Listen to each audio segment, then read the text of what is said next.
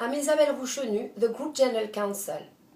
I'm really sorry I cannot join your Capgemini Australia VP Directors meeting, but I'm currently meeting with all my General Counsels for a legal forum in Les Fontaines. As part of the Legal to Sales program, which I have launched with Paul Nanetti in 2013, we have organized a number of trainings and webinars.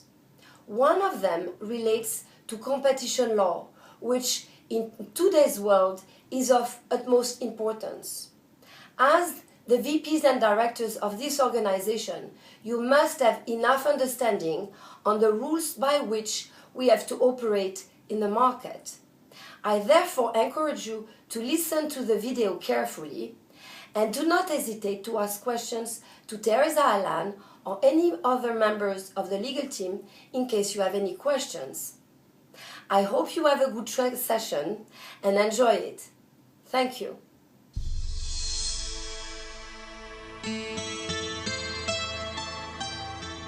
Hi Teresa, we hear more and more about competition policy, and I believe the group has also circulated a group competition laws policy.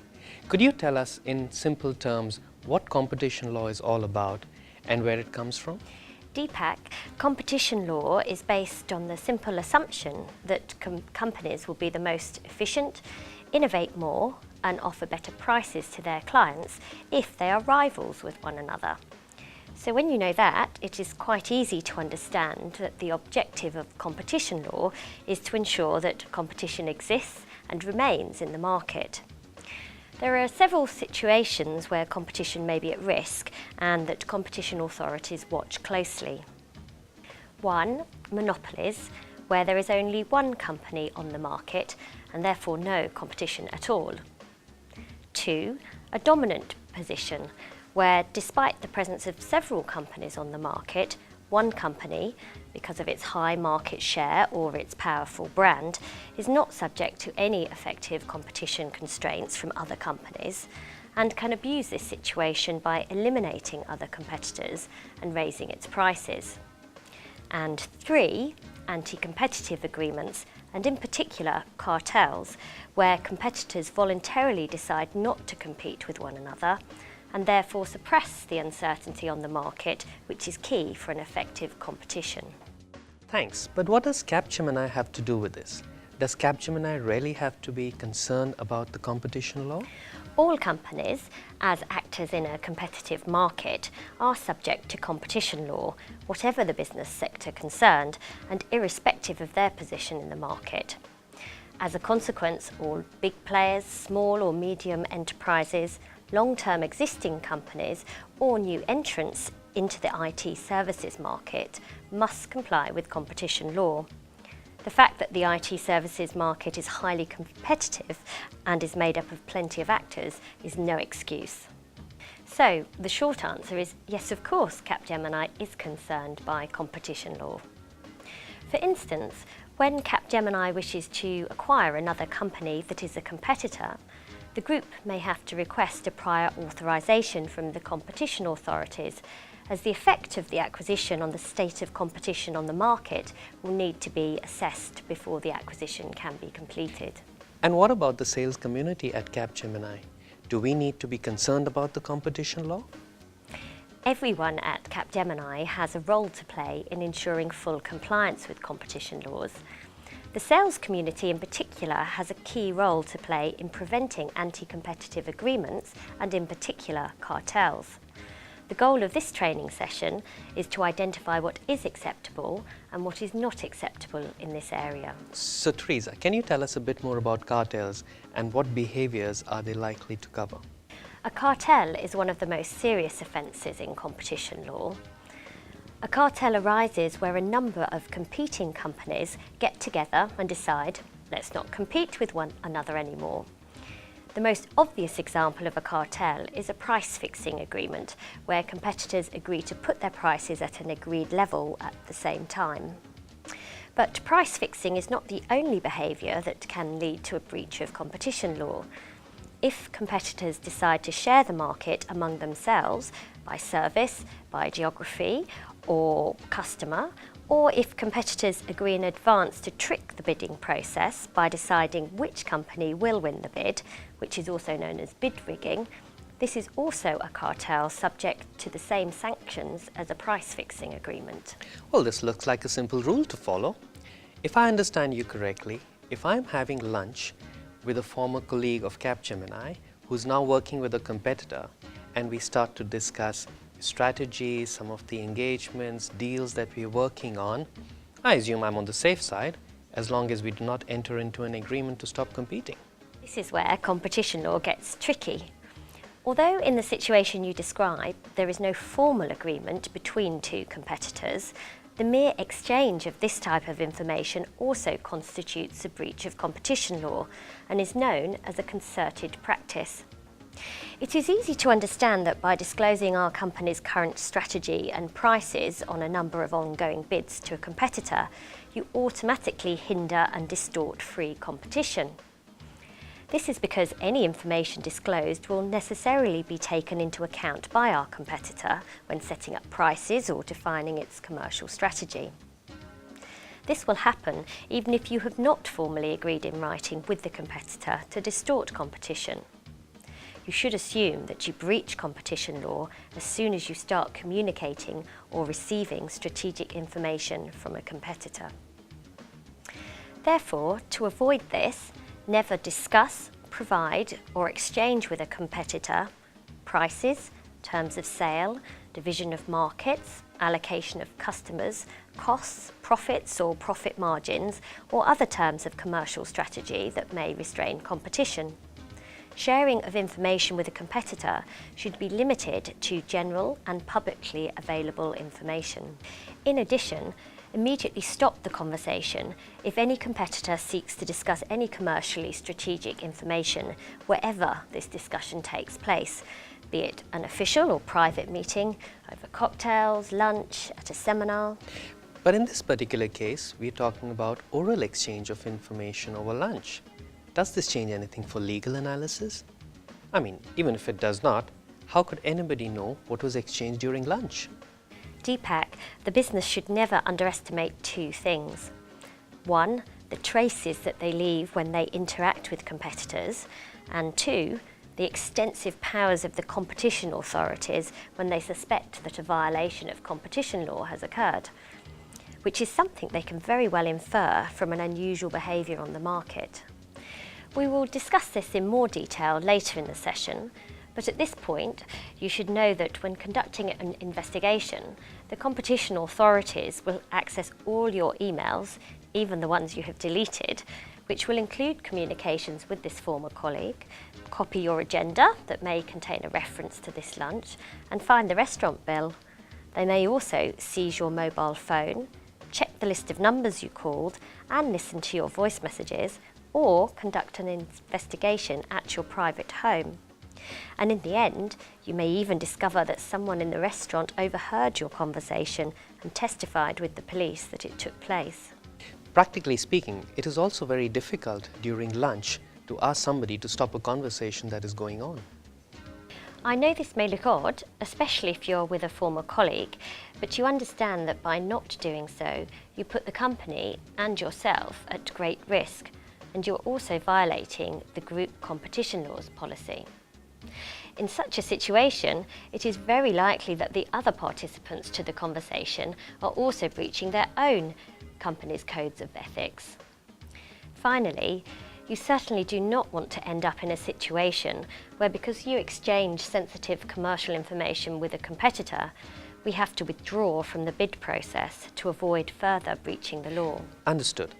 No exchange of information, especially commercially sensitive information. However, I'm getting a bit confused because I'm often invited to participate in trade association meetings where all competitors come and exchange information. How do I ensure, therefore, that I'm not participating in a cartel? Before joining a trade association, you must seek the consent of your manager and confirm that you have read and understood the competition laws policy. You must also, in advance of each meeting, get a complete draft agenda that sets out the matters to be discussed. This agenda will have to be reviewed in order to ensure that the meeting will be limited to discussing topics that are not prohibited by competition law as previously discussed. In instances where the agenda wording is too vague and it is likely to be inferred that prohibited conversations may be taking place, for example, discussions on industry capacity or market situations, you must seek advice in advance of the meeting from the legal team so that we can evaluate whether it is appropriate to insist on a clarification of the agenda to avoid any inference of improper communications. But what if during the meeting the participants don't respect the agenda and start exchanging commercially sensitive information? I bet I'm supposed to not participate in that discussion. Remaining silent is not sufficient, I'm afraid, as you will still be hearing your competitor's strategic information, and it will be very difficult to argue that you did not participate in the cartel. In this situation, you must immediately leave the meeting and ask that your departure and its timing is officially recorded in the minutes. You must also report the incident to the group legal department. Okay, so the rule is simple to follow for trade associations. But how about for alliance partners who at the same time may also be competitors? Is it all right to discuss competitor strategies with them? In general, we have alliance agreements with these companies related to their hardware or software offerings. There are instances where the alliance partner, in addition to offering hardware and software to its clients, also offers IT services and therefore becomes a competitor of Capgemini. As a consequence, you need to be particularly cautious when sharing information with such alliance partners. This is because any information shared with them may be deemed as sharing of information between competitors if the information you are disclosing to the hardware or software unit of the company is also accessible to the company's IT services unit. In order to address this situation, you need to check whether the alliance partners have effective firewalls in place between their software or hardware units and their IT services unit. In addition, the hardware or software unit must treat their services unit like any other client and vice versa. You must screen all participants in a joint meeting to ensure that they are not in a position to communicate with their IT services unit. Finally, you must avoid discussions that are not strictly necessary to carry out the project for which the alliance is in place. Again, a lot of constraints. Yes, of course, especially at the beginning, but afterwards it will just become natural to check that Chinese walls are in place and to screen participants at meetings. In addition, you will be surprised to realise that very often these alliance partners, as they are subject to the same legal constraints and hence the same financial exposure for non-compliance, have already set up the appropriate tools and procedures to address this situation and will impose them on Capgemini. In this case, I do not need to explain to you why Capgemini should fully comply with them. And in the end, as we will discuss later, these constraints are nothing compared to the financial exposure for the group if competition law is breached. And what about answering bids with a competitor? Does competition law allow for that? What precautions do I need to take in that case? Be careful, Deepak. Answering a bid with a competitor must not be agreeing in advance with this competitor which company should win the bid or to share the bid. This is called bid rigging and is always illegal, as we discussed earlier. There may be instances, of course, where we may need to work with a competitor and bid jointly because such competitor has specific skills that we do not have and that are necessary to win the deal. However, in this particular case, specific precautions must be taken to ensure that the joint bidding with a competitor is not seen as bid rigging by the competition authorities. In such a case, you need to 1. Ensure that you are able to justify why this joint bidding with a competitor is necessary to submit an offer. 2. Limit the sharing of information with a competitor to what is strictly necessary to win the bid, i.e. no exchange of information should take place on activities where we are competitors. And 3. Ensure that this partnering will not affect future bids where we may submit competing offers. For instance, it should not permit either side to predict the future strategy of the other in terms of prices, costs or intentions to bid or not, and should not have the effect of allocating markets in future bids. But in real life, it is impossible to create such barrier limits. When we are in discussions with our partners, there is a natural flow of information. It is very much a question of trust, which is also one of the values of Capgemini. We are not at all talking about creating barriers or reducing trust with our partners. We are talking about having the appropriate reflexes and behaviour to prevent breaches of competition law. This is not at all the same approach. The natural flow of information that you mention is always possible with the partner, but when this partner is also a competitor, some topics should clearly be avoided, as we already discussed. You mentioned the competition authorities earlier. What is their role and what are their powers? Most countries where Capgemini operates have national competition authorities that are in charge of enforcing competition laws. In Australia, we have the Australian Competition and Consumer Commission, or the ACCC, and in New Zealand, the equivalent body is the Commerce Commission. In addition, in the European Union, the European Commission is in charge of enforcing competition law where the illicit conduct spans several European countries. This is relevant to us here in Australia because our parent company is French. As briefly mentioned before, you should know that competition authorities have very wide powers in this context. They can conduct investigations based on information they obtain from press reports, other antitrust or competition authorities, and complaints by a third party.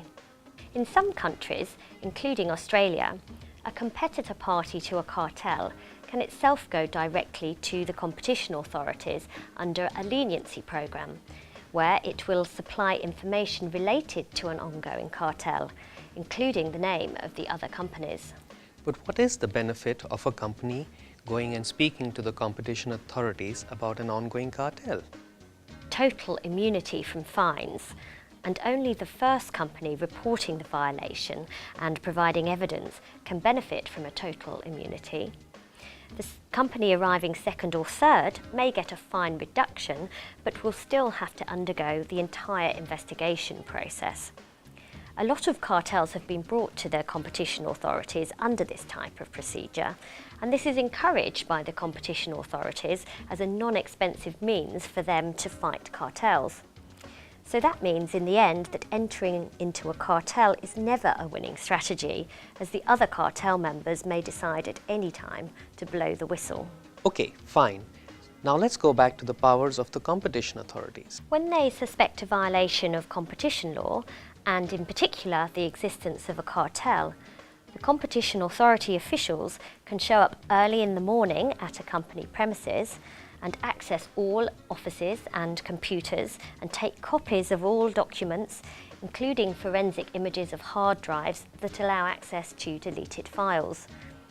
We should not oppose a dawn raid, as the company can also face high penalties for refusing to cooperate. Competition authorities can also show up at an employee's home to look for incriminating information, and the same rules apply. So in reality, you may see between 2 to as many as 50 investigators, sometimes accompanied by police, coming unexpectedly to our premises in the morning to search for information and ask questions.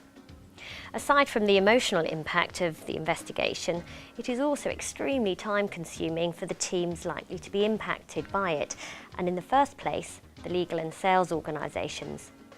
No need to further explain why we really want to avoid this situation. That is pretty scary.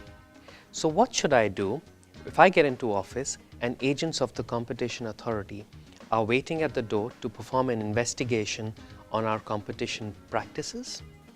You should immediately call your legal department, who will instruct you how to behave. You should not answer any question or sign any document until you have been instructed to do so by your legal department. As a general rule, once the investigation has started, you should remain courteous with the inspectors and not refuse to cooperate. Do not try to conceal, destroy or remove any document in paper or electronic form, even if you think they might be construed as evidence of anti-competitive behaviour. When asked questions from the inspectors, remain factual. Do not give your opinion and do not voluntarily provide information beyond what is asked. Do not provide any information if you are unsure. Aside from the legal team, do not inform anyone else, either internally or externally, that a dawn raid is taking place. Failure to cooperate or obstructing the investigation may also give rise to sanctions, as high as 1% of the total turnover of the company in the European Union. For instance, in 2008, the German electricity provider E.ON received a fine of €38 million just for breaking a judicial seal placed on an office door during a dawn raid. The competition authorities did not even take into account the fact that this breach had been accidental and the door had been opened by cleaning personnel carrying out their usual routines. Could we finally speak about sanctions? What sanctions can a company face for violating competition laws? Violation of competition law can result in huge fine for companies. For instance, in Australia, as well as in the countries of the European Union, the fines can be as high as 10% of a company's worldwide turnover, and this is of course not covered by group's insurance policies. In concrete terms, that means, for instance, that if today one Capgemini entity breaches competition laws in the European Union, the fine could be as high as €900 million. Now, let me ask you a very simple question, Deepak. How many new clients and what amount of revenues and GOP would be needed to make up this amount? Deepak? Wow. Yes, I'm sorry, I'm still here. You've just knocked me down with these crazy numbers. But that is not all. Private parties such as clients or competitors that have suffered damages as a result of a violation of competition law can also recover substantial amounts before the courts, in some countries through class action proceedings. In addition, in certain countries, including Australia, violation of competition law qualifies as a criminal offence, which means that employees themselves may face huge fines and could go to jail for breaching competition law. There will also be a direct commercial impact, as the company also faces exclusions from all public tenders, and any contracts containing anti-competitive provisions will be unenforceable. The company will also have an obligation to immediately adapt all commercial practices to make sure that they are compliant with competition laws. The external as well as the internal costs and costs of litigation should not be underestimated, as the commercial teams will have to spend an extensive amount of time to answer the questions of the competition authorities, time they would normally spend on developing new business opportunities. Finally, the huge damage caused to the reputation of the company and its stock price must be taken into account. So in the end, you understand that violating competition law never gives us a competitive advantage. On the one hand, I'm totally scared about what you just told me, and at first glance it appears quite complicated to know how to act in an appropriate manner in order to avoid the sanctions. On the other hand, I feel confident that by asking myself a few questions, I could easily identify what could be prohibited under competition laws. Yes, you are right. Asking questions is always a good approach. Once you have understood the rules, you should also ask yourself the questions that are contained in the Code of Business Ethics. These are: does my behaviour create the perception or impression of an illegality or imprudence? Do I feel comfortable with the actions I am considering taking? Would I be comfortable explaining my actions to my team leader, my client, the press, or the competition authorities? Remember that the competition laws policy provides you with a good support to help you clarify some specific situations and provides you with a list of do's and don'ts. An e-learning is also available to improve your knowledge on this topic. Read again and again the policy, and when a question arises now or later, never hesitate to contact your legal team. People matter, results count.